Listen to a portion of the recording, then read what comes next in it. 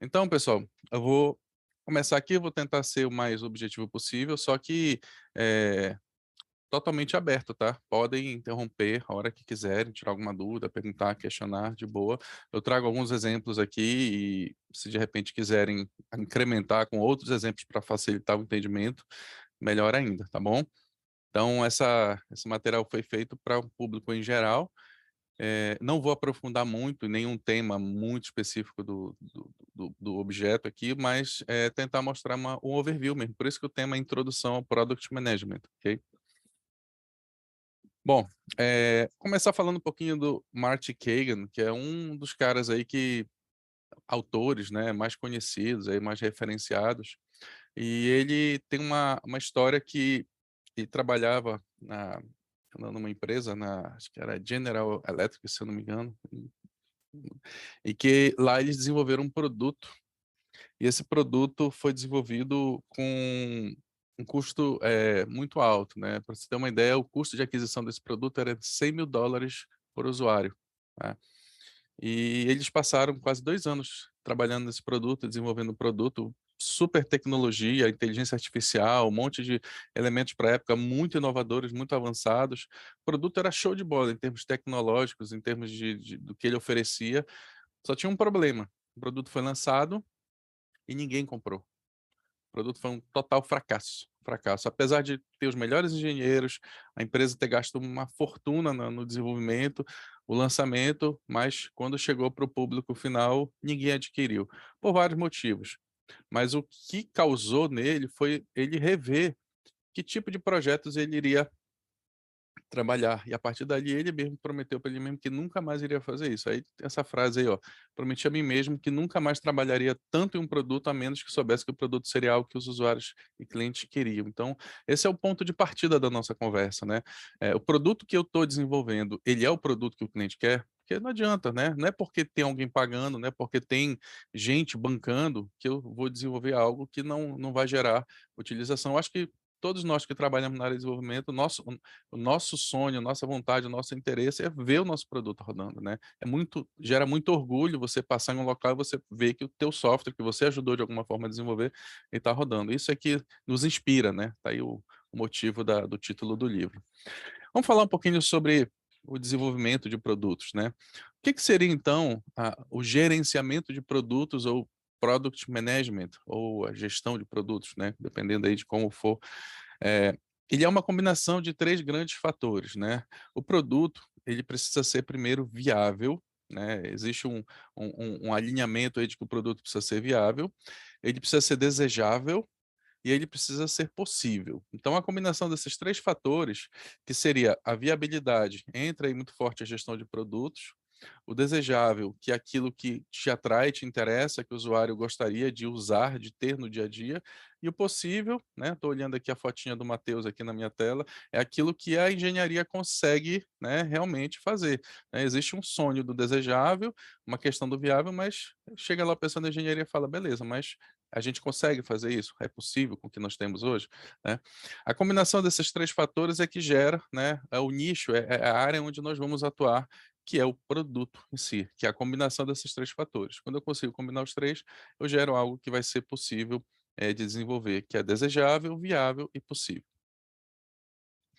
E no processo, né, a gente tem aí 3 grandes etapas que são facilmente perceptíveis. Uma das etapas, que é no início, né, que é na elaboração, que a gente chama de problem discovery, né, que é tentar descobrir qual é o problema que vai ser resolvido, aí você analisa público-alvo, você analisa uma série de itens que são a combinação do viável com o desejável. Nós temos uma etapa que é a solution discovery, que é quando você vai, experimentar. Você vai, junto com o pessoal da engenharia, a fazer análise e fazer protótipos, experimentações e verificar caminhos e alternativas para atingir aquele produto, né, o desenvolvimento do produto. E por último, é o que a gente chama de delivery, que é a etapa onde você vai entregar, né. Então essas 3 etapas, elas precisam ser, desenvolvidas de forma, eh normal, com bastante interação entre essas 3 áreas, para que haja a criação de um produto que seja, viável, desejável, possível, mas dentro de uma realidade da empresa. Então, essa é o gráfico inicial sobre o conceito, né, os conceitos iniciais sobre o Product Management.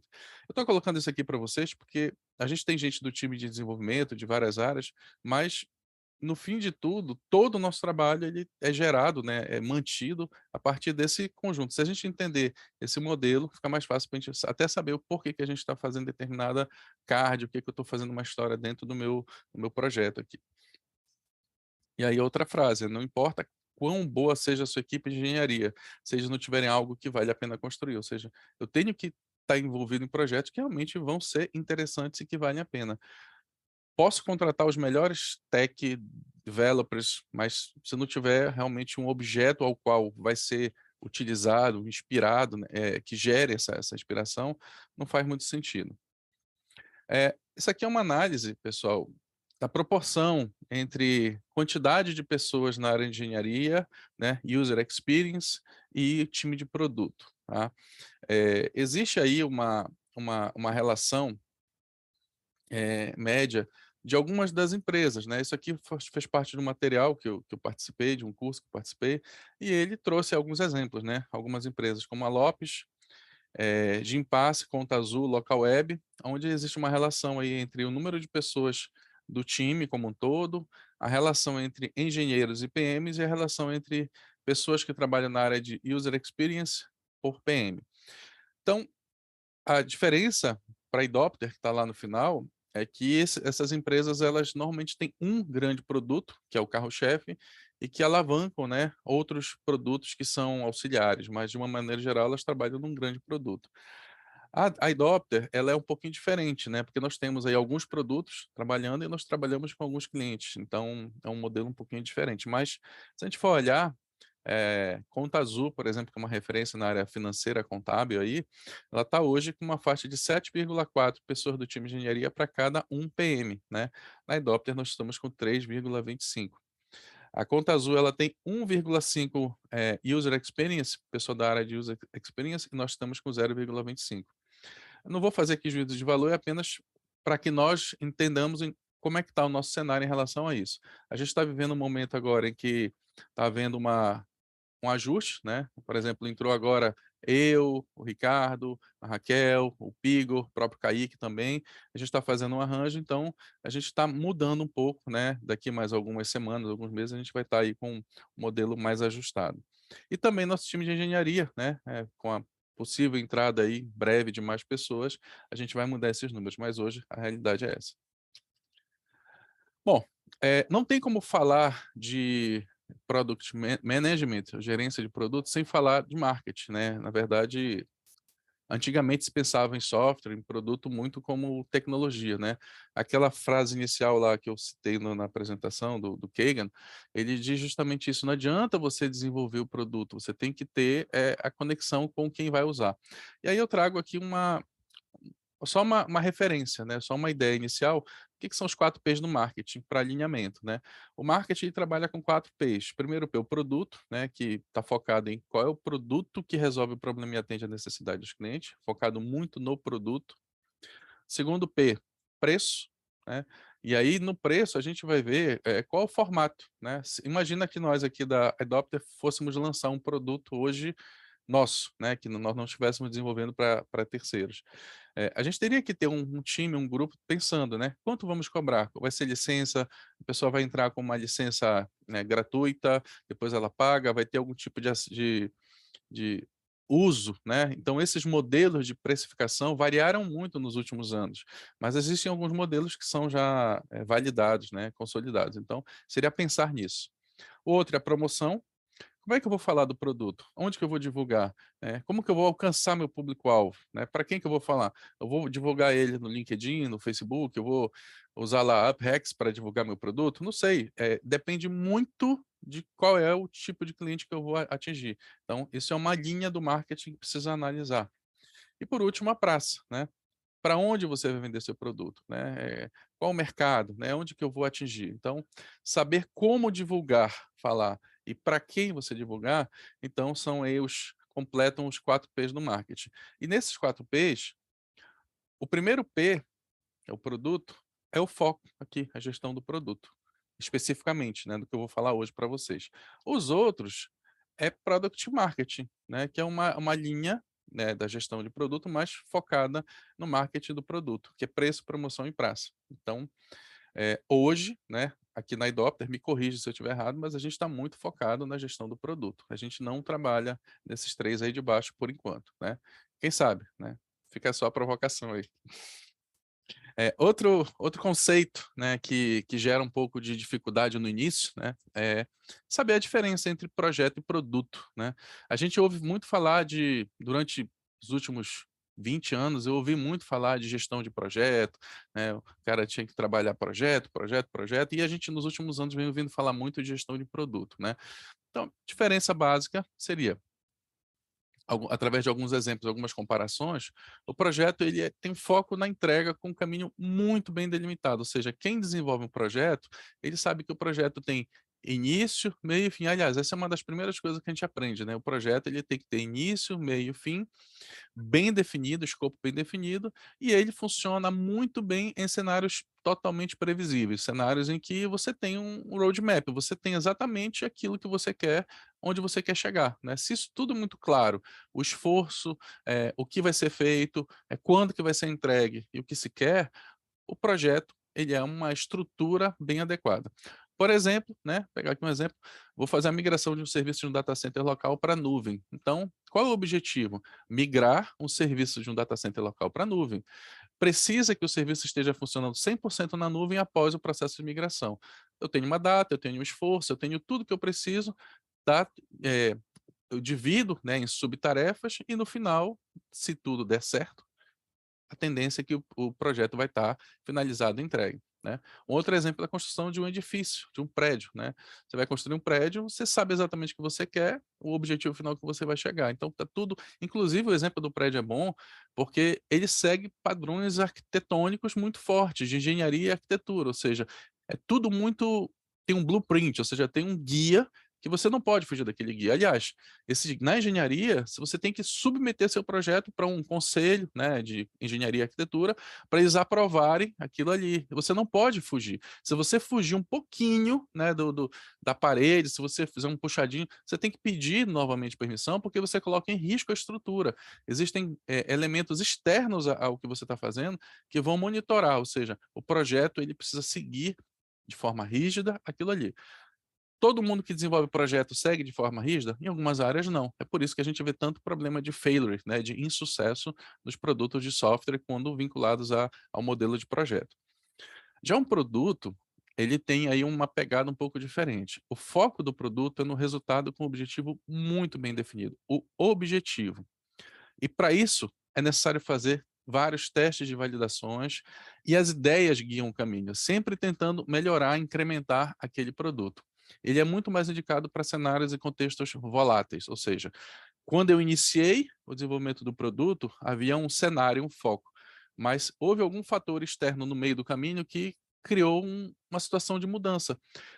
No produto é mais fácil eu me adaptar. Não que no projeto não seja, mas não é esse a melhor ferramenta. No produto eu me adapto, eu ajusto, né, eu reorganizo todo o meu modelo para que eu consiga continuar seguindo aquele novo caminho, aquela nova rota. Dá um exemplo, comparando com o anterior, o serviço de hospedagem em nuvem, né. Quando eu ofereço uma hospedagem em nuvem, eu posso oferecer um leque de produtos, né. Olha, eu tenho hospedagem aqui, PHP, Oracle com banco de dados, mas de repente pode ser que o mercado me peça alguma coisa nova, então eu, de uma forma organizada, eu avalio as prioridades. Olha, hoje eu ofereço banco de dados Oracle na nuvem. Se amanhã eu não quiser mais oferecer Oracle, se algum cliente me pedir, sei lá, um outro fornecedor de banco de dados, eu consigo fazer essa mudança sem que haja uma alteração gigantesca no meu projeto, né? Eu faço essa alteração. Outro exemplo, a oferta de aluguel de apartamentos em edifício residencial, né? Se eu ofereço o aluguel, eu posso agregar valor nesse aluguel, por exemplo, adicionando uma benfeitoria no imóvel, né. Então, por exemplo, eu posso botar uma churrasqueira gourmet, não tinha, meu prédio não tinha, eu posso de repente montar uma estrutura de uma churrasqueira, eu posso investir numa sauna no condomínio e posso melhorar, né, a minha oferta de aluguel, ou seja, eu posso na linha do tempo, se eu sou dono de um edifício residencial e eu alugo apartamentos, na linha do tempo, quando eu lancei meu edifício, sei lá, 10 anos atrás, eu tinha uma realidade de mercado, mas hoje os clientes estão pedindo outra, e eu posso agregar valor naquele aluguel, adicionando novas features, adicionando novos elementos. Ou seja, é como se o produto fosse algo vivo e que respondesse em tempo real, ou quase em tempo real, às necessidades dos novos mercados que estão surgindo, tá? Um outro exemplo de edifício também, por exemplo, começaram a surgir problemas de segurança, né, na região do condomínio. Eu posso investir colocando features de segurança, né, e oferecer e botar isso no aluguel como sendo um diferencial. Ou para melhorar o marketing, dizer: "Olha, se você alugar um apartamento aqui, você vai estar mais seguro", ou agregar valor, ou seja, eu cobro mais caro, eu obtenho mais retorno, mudando aí uma estrutura, né, do produto que eu estou oferecendo, tá. Isso também tem muito a ver, pessoal, com, a mudança do mercado, ou seja, o mercado hoje ele já está muito mais para serviços que podem ser incrementados, alterados, ou seja, tratados como um produto, do que necessariamente projetos mais fixos, como eram as próprias licenças de software no passado, né. Então, quem é um pouco mais antigo sabe que se vendia software num formato no passado, as licenças, e hoje ainda se vende, mas a grande maioria das empresas hoje oferecem como assinaturas, né, ou seja, serviços e que são tratados como produtos. Mais uma frase aí: "Escolhi essa carreira porque queria trabalhar em produtos que os clientes adoram, produtos que inspiram e fornecem valor real". Acho que a maioria dos líderes de produto também quer criar produtos inspiradores e bem-sucedidos, mas a maioria dos produtos hoje não é inspiradora. E a vida é muito curta para produtos ruins, né? Eu acho essa frase sensacional, né? Porque ela também bate aí com a nossa visão, né? A gente quer fazer produtos incríveis, a gente quer fazer softwares incríveis. Então essa que, se é essa a nossa intenção, então, cara, vamos trabalhar e vamos pensar assim, né? A vida é muito curta para produtos ruins. Então vamos tentar fazer o melhor possível aquilo que a gente consegue. Bom, falando um pouquinho aí sobre o ciclo de vida de produto, acho que a maioria de vocês já viu esse gráfico, né? Esse é um gráfico que demonstra aí a o nível de aderência a novos produtos, né? Se um produto chega no mercado, você tem aí uma curva em que você indica um percentual pequeno de pessoas, eles são os entusiastas, né? São os early adopters, aqueles visionários, né? Vou pegar um exemplo aí de um produto novo aí, que é, sei lá, TikTok. Vou pegar aqui o TikTok, que é bem atual, né. Quando o TikTok surgiu lá no início, né, pouquíssimas pessoas conheciam, mas os mais ligados, né, aqueles que estavam mais conectados com o que estava acontecendo, perceberam que tinha sido lançado um produto de vídeo rápido, novo, num formato diferente. Então, os primeiros foram lá, se cadastraram e começaram a utilizar. E depois começaram a falar sobre isso, aquele produto começou a ganhar, destaque, e aí vem os visionários, aqueles que já não são parte mais dos primeiros, mas começaram. Alguns produtos oferecem aí tem um tempo eles chamam de abismo, né, o abismo é aquele momento em que a vida do produto é definida. Você tem os early adopters e os visionários, só que logo depois, se não houver os pragmáticos, né, a grande massa começar a utilizar, normalmente aquele produto vai ser descontinuado. E é justamente isso que a gente vê quase que todo um mês. Um determinado produto é lançado, todo mundo, a mídia fala sobre ele, existe um marketing muito grande. Cara, mas se não pegar, se não houver adesão, aderência, aquele produto é descontinuado, né? Então, se não tiver os pragmáticos entrando, e por último, tardiamente, né, os conservadores, né, eh, e no finalzinho, já na etapa final, quando o produto já não está mais bombando, já, né, o pessoal costuma brincar, né, os tios do Zap, né, a galera mais antiga, são os céticos que entram já na etapa final. Olha, o Clubhouse, rede social aí, é exatamente, um bom exemplo, né. São situações que ou ele explode e vira, né, produto de sucesso, ou ele pode simplesmente morrer. E essa mesma curva, pessoal, ela pode ser combinada com uma outra curva, que é a curva de utilização. Essa curva de utilização, ela combina, a utilização potencial do mercado, ou seja, o número de usuários, né, é a divisão de mercado. Então essa curva amarela aí, a gente chama de curva S de adoção da tecnologia, né, que ela vai justamente dizer para a gente, de acordo com várias etapas do ciclo de vida do produto, como que está a utilização e o crescimento, né. Então esse S aí, bem simples aí, bem fácil de identificar, é o o quanto, né, do possível mercado daquele produto, o quanto que ele já atingiu, que vai de 0 a 100, né. Então, esse 100 seria o máximo possível, né, do mercado que esse produto iria pegar. Essa curva S é o que a gente vai usar a partir de agora para mostrar para vocês o seguinte: um produto, ele passa por 3 grandes fases, que é a inovação, que é justamente quando tu tens os early adopters utilizando, né, a galera que são os iniciantes, né, os mais empolgados. Tu tem a fase de crescimento, e essa fase de crescimento é a curva do S, que é quando o produto ele cria popularidade, ele vai ser bastante utilizado, vai ser bastante falado, né, que ele está buscando conquistar o mercado. E por último, a maturidade. O que que é a maturidade? É o platô final, é quando o produto ele estabiliza, ou seja, atingimos o máximo possível que aquele produto consegue atingir, e aí há uma estabilização, tá.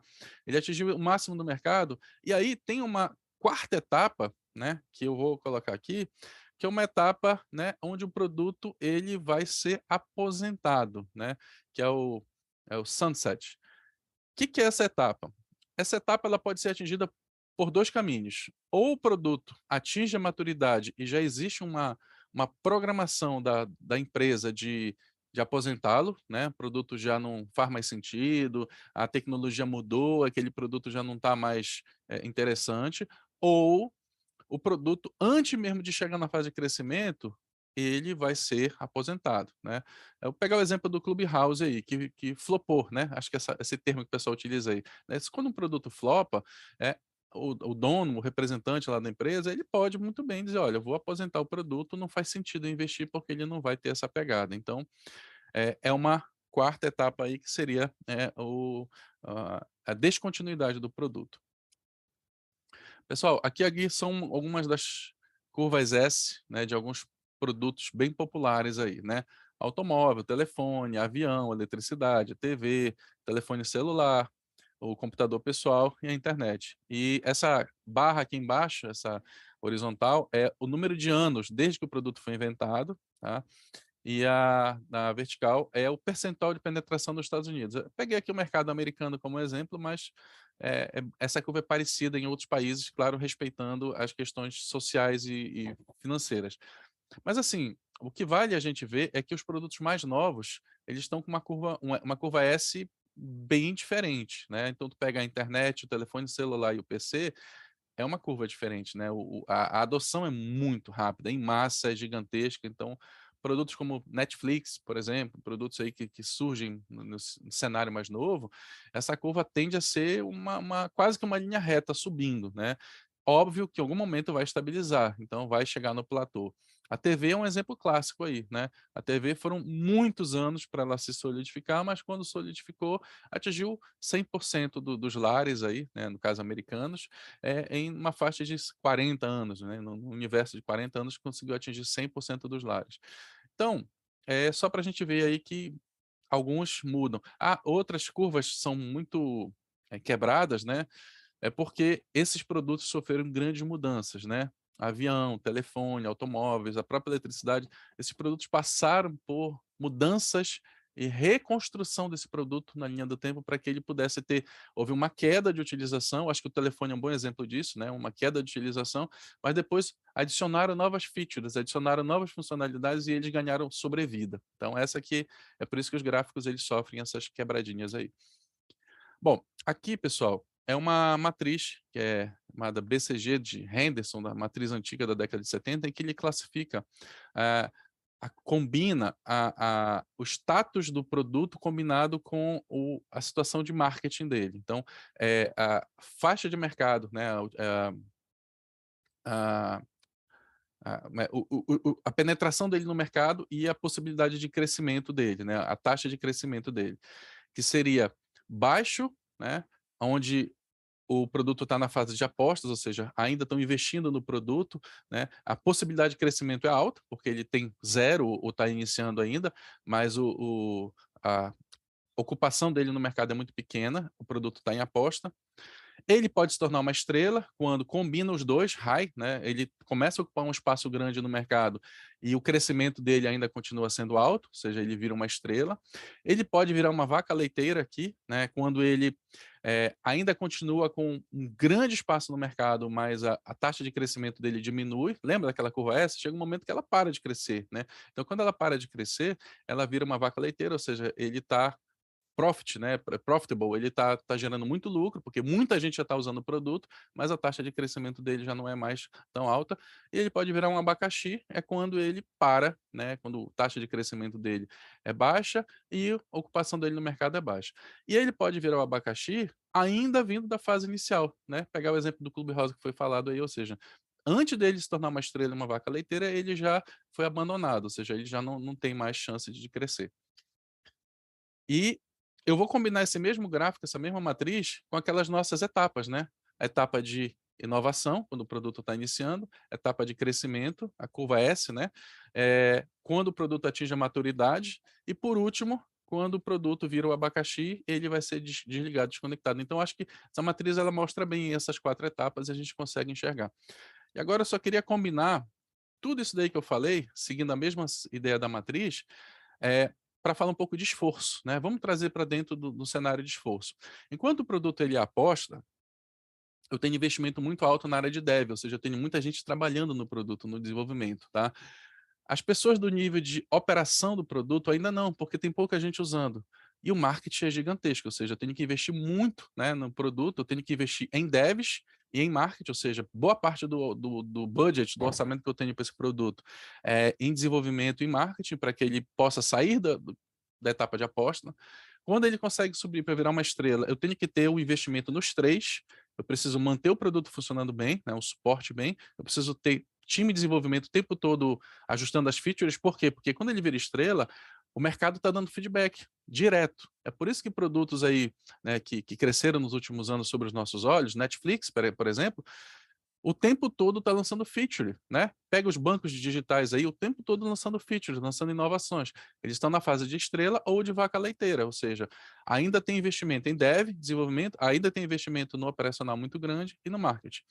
Quando o produto se transforma em vaca leiteira, ele já atingiu, né, todo o potencial de faixa de marketing, market share que ele já poderia. É nesse momento, o investimento em dev diminui. Não que ele deixe de existir, mas ele dá uma estabilizada. O investimento em infraestrutura é gigantesco, né? O maior investimento em infraestrutura para suportar toda a base de clientes rodando aquele produto. E investimento em marketing, ele precisa dar uma pausa ou diminuir bastante consideravelmente, porque ele já não tem mais tanto mercado para crescer, ou seja, ele já atingiu a estabilidade.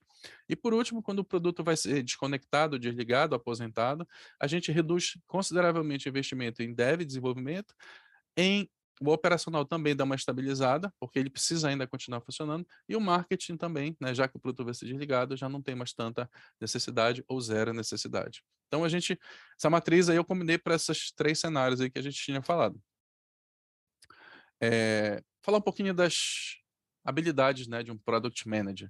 Um product manager precisa ter empatia, precisa se colocar no lugar dos outros players, dos outros parceiros, né, do cliente, de quem está trabalhando no time também, para que ele possa entender aí como a mente funciona, né, ou pelo menos tentar entender. O product manager precisa ter uma habilidade de comunicação grande, né, ele precisa ser um grande comunicador, ele precisa estar o tempo todo alinhado tanto com os interesses da organização quanto com os interesses do time e do cliente. Ele precisa ter bastante cuidado com a gestão de tempo, né? Isso é algo que é muito cobrado, né, de um product manager, o monitoramento, gestão de tempo. Ele tem que estar aberto às novas tecnologias, novas experiências, o que surgir. Ele não pode ser um maluco das novas, né? Ó, nova ferramenta o tempo todo, mas ele precisa estar conectado e alinhado com o que está surgindo no mercado. Precisa ter business skills, ele precisa ter uma veia, né? Precisa estar ligado. Isso aqui é uma das habilidades que vai fazer com que ele consiga ter essa conexão com o cliente, né? Ele sempre entender o lado do cliente, a questão de negócios, e ver oportunidades. Precisa ter um espírito aguçado de curiosidade, não pode ser uma pessoa que se se acalme, se aquiete com facilidade, precisa estar curioso, né. Estou satisfeito com o que eu tenho e está tudo bem, não é bem assim, precisa estar o tempo todo buscando.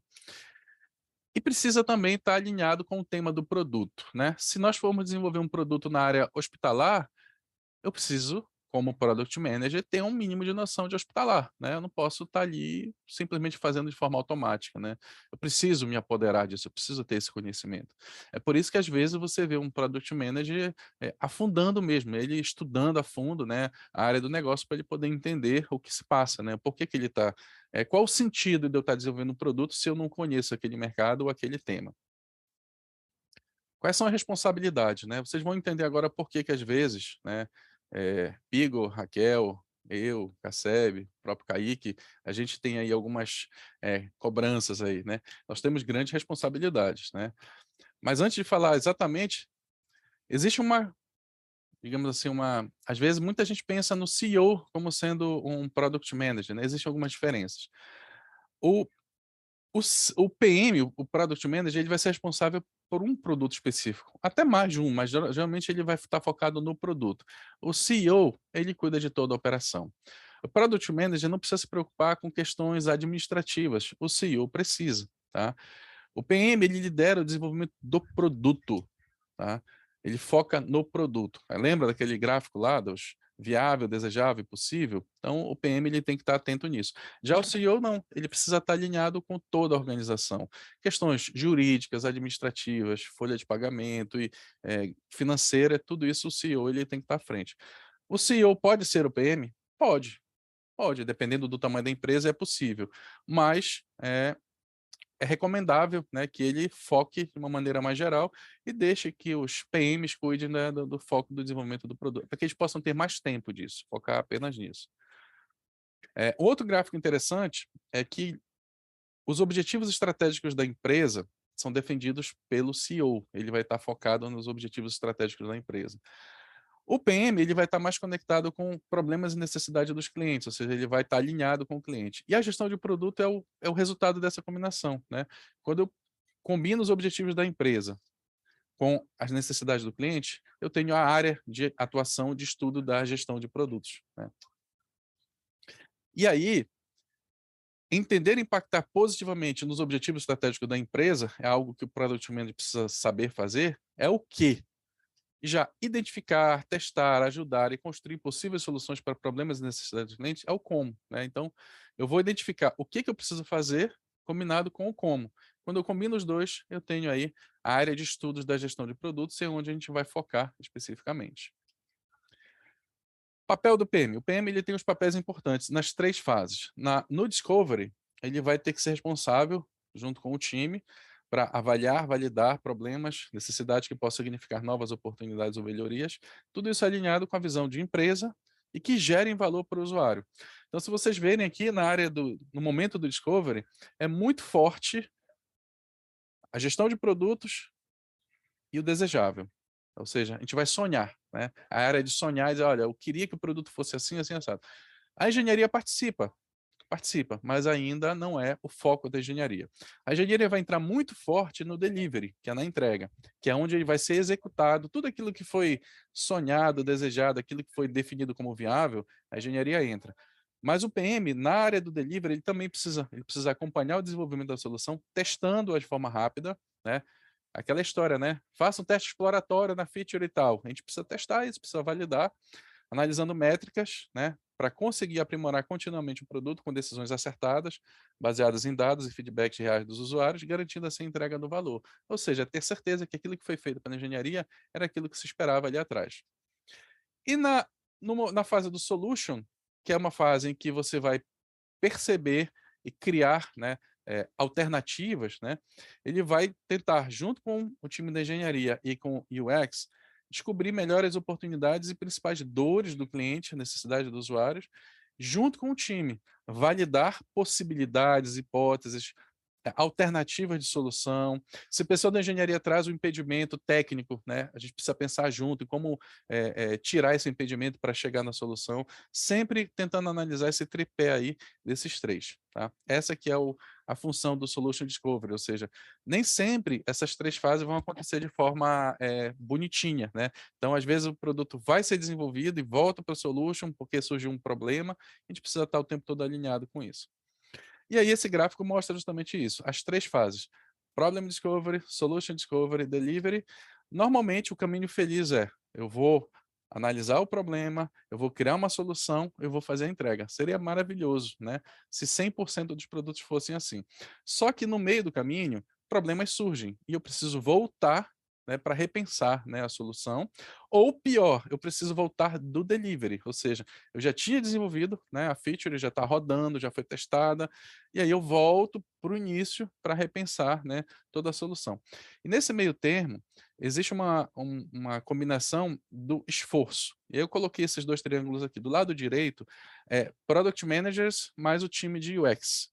Vocês podem ver que de baixo para cima é maior, né, o esforço desse time de PM e UX, tanto no Problem Discovery quanto no Solution Discovery, e vai diminuindo à medida que eu vou subindo para o Delivery. Em compensação, né, inversamente, na engenharia, o esforço maior é na etapa do delivery, mas ele também participa do solution e do discovery, ou seja, o investimento na área de PMs e UX é maior no problem e no solution, e à medida que eu vou subindo para o delivery, eu vou aumentando o investimento em engenharia.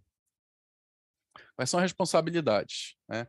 Ainda dentro das responsabilidades. Outra combinação ou comparação, quer dizer, que a gente costuma ouvir falar, é a função PO e a função PM, né? Product Owner, Product Manager. Os 2 trabalham com o mesmo objetivo de fazer com que o produto ele saia no final, ele seja gerado. Porém, a visão é um pouquinho diferente.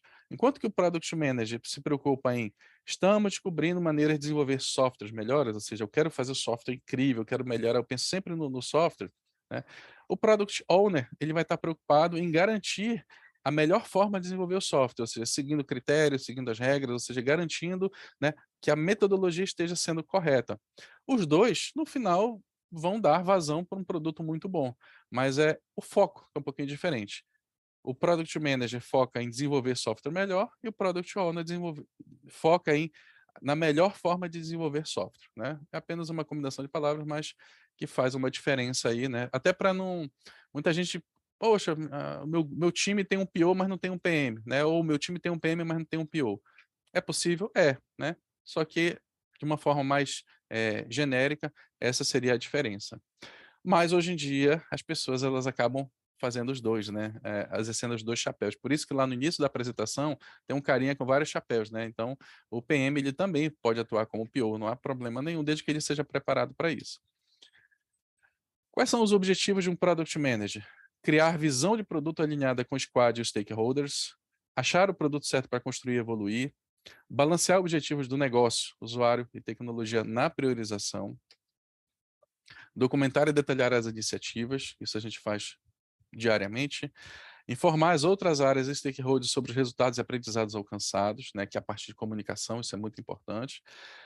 Definir, acompanhar e evoluir os KPIs, as métricas do time, né, isso é algo que, ó, a gente, né, deu uma melhorada, né, esse sprint a gente conseguiu evoluir, né, olha aí a quantidade de cards que nós trabalhamos agora, geramos mais valor para o cliente. Então, esses KPIs, as métricas uma vez definidas, é responsabilidade do Product Manager acompanhar junto ao time, isso daí.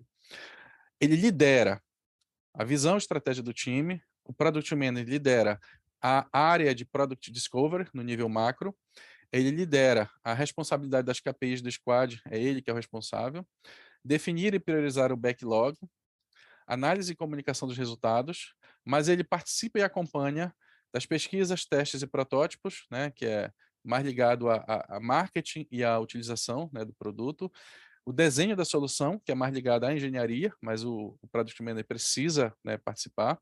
A execução, ou seja, o produto rodando como um todo, ele precisa acompanhar. Mais uma frase: por trás de todo grande produto há alguém, geralmente alguém nos bastidores, trabalhando incansavelmente, que liderou a equipe de produto a combinar tecnologia e design para resolver problemas reais de clientes de uma maneira que atendeu às necessidades do negócio, ou seja, por trás de todo grande produto tem que ter um product manager, nos bastidores, né. Às vezes ele é até invisível, mas ele está ali por trás, regendo, né, o time para que os resultados sejam alcançados. Estamos chegando no final, são os 2 últimos slides, falar um pouquinho sobre carreira. Se alguém aqui se interessar, né, na carreira de Product Manager, quiser de repente conhecer aí um pouquinho mais, na linha do tempo foram surgindo, siglas e nomenclaturas, né. A primeira foi o Business Analyst, o analista de negócios, que cuidava muito forte da especificação, tá. Então, o analista de negócio era o cara responsável muito pela especificação. Depois surgiu o Product Owner, que ele, além da especificação, ele também cuida de priorização.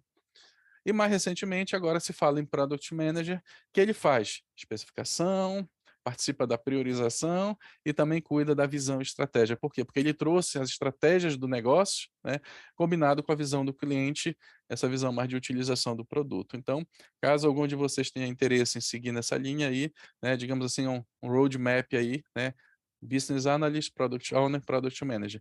É só uma informação a mais. Não é necessário, tá, pessoal, seguir isso daí, apenas um guia, uma orientação. Uma única coisa que se exige do Product Manager é experiência, um pouquinho de experiência, né. Normalmente um Product Manager não se forma, né, com cursos, né, o Product Manager se forma com vivência, né. Os cursos ajudam, mas é necessário que ele tenha alguma experiência para que ele possa, atuar.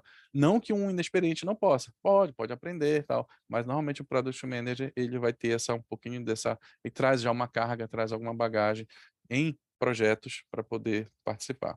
É muito comum, pessoal, eu estava até lendo nas estatísticas que saíram anteontem da PM3, né, sobre o mapa dos Product Managers no Brasil, é muito comum ter Product Managers que não são da área de tecnologia, né, de outras áreas. A segunda maior área de tem Product Manager no Brasil hoje é marketing, né. A primeira área é tecnologia, os caras vêm de tecnologia, são desenvolvedores de software experientes, analistas experientes. A segunda área é marketing. Tá, então é interessante que o time de marketing também está muito forte nisso. E a terceira área é outros, ou seja, é médico, advogado, dentista, contador, então pessoas que são carreiras que têm nada a ver com tecnologia e que se descobriram como product manager, porque trazem essa experiência, né, de criar, né, soluções para o público-alvo que eles conhecem bem. Acho que é o último slide, diferentes tipos de product manager. O mercado hoje tem aí o product manager tradicional, que é aquele responsável por criar o produto certo, que atende os objetivos do negócio enquanto resolve o problema e necessidade dos clientes. Tem o Data Product Manager, que ele vai estar responsável por algoritmos, dados, ele vai estar muito focado em gerar, né, insights, gerar estatísticas, trabalhar com um produto focado muito em extração de dados, né, focado nisso. O Growth Product Manager, responsável por criar mecanismos de crescimento, né, do uso do produto, aquisição de clientes, está muito ligado ao marketing, esse cara está mais vinculado ao marketing. E o último, que é o Technical Product Manager, ele é responsável por criar ferramentas que otimizam o desenvolvimento dos outros times, ou seja, imagina uma empresa que tenha lá muitos times, muitos squads, é preciso alguém estar pensando nas ferramentas que esses squads estão utilizando, ou seja, alguém está pensando nos bastidores, né, no middleware, né, o que eu posso criar para facilitar o desenvolvimento do produto que está por trás. Então, são os caras responsáveis por otimizar, né, as ferramentas de automação, deployment e outras que agilizam, né, o desenvolvimento dos produtos. Então, essas 4 grandes classificações aí, são as especificações aí do que hoje os product managers, né, podem ser. É claro que empresas menores não vão ter os 4 perfis, né, pode ser que uma pessoa só exerça tudo isso daí, mas hoje o mercado ele divide. E para fechar, para encerrar aí, né, sem atrapalhar muito o tempo de vocês aí, nada mais importa até que você possa criar um produto forte que atenda às necessidades de um mercado inicial. Então, eu fecho aí essa fala, espero que não tenha sido chata para vocês, falando um pouquinho sobre, essa visão aí inspiradora, né, da criação de produtos e falar um pouquinho aí sobre mercado. Olha, a Raquel falou, eu vim do marketing, agora que eu vi aqui o chat dela. É isso, né, é a segunda grande área, Raquel, que o pessoal tem utilizado bastante. Então, pessoal, com esse slide aí eu encerro e agradeço aí a participação de todos.